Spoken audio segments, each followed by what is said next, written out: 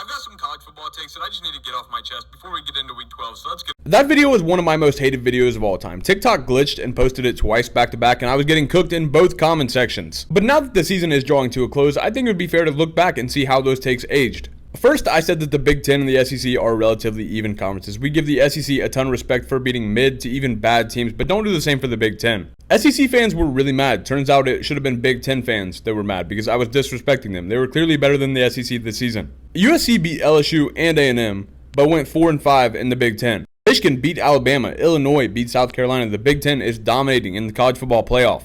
The crazy thing is, they still swear that they're right in the comments. It's insane. Take number 2 was that LSU was one of those mid to bad football teams that we were rewarding people for beating, and what do you want me to say? They finished unranked.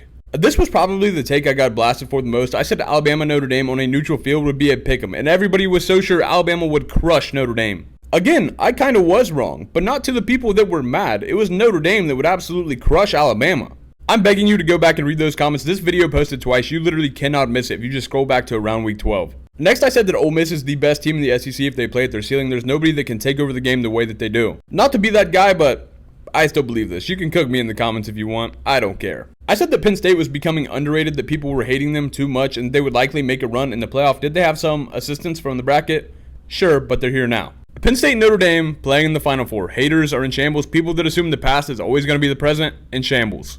Next up, I was defending Indiana and BYU because people were saying they would get blown out by teams at the bottom of the SEC. I said that they were capable of beating teams at the top of the SEC on any given day, and it turns out I'm pretty sure that was right too. There's no clear-cut proof for BYU, but Indiana beat Michigan, in case you forgot, and the score was close, but the game was really not as close as the score appeared, and then Michigan goes out and beats Alabama. I thought that Alabama was the cream of the crop. I thought they were a national title competitor.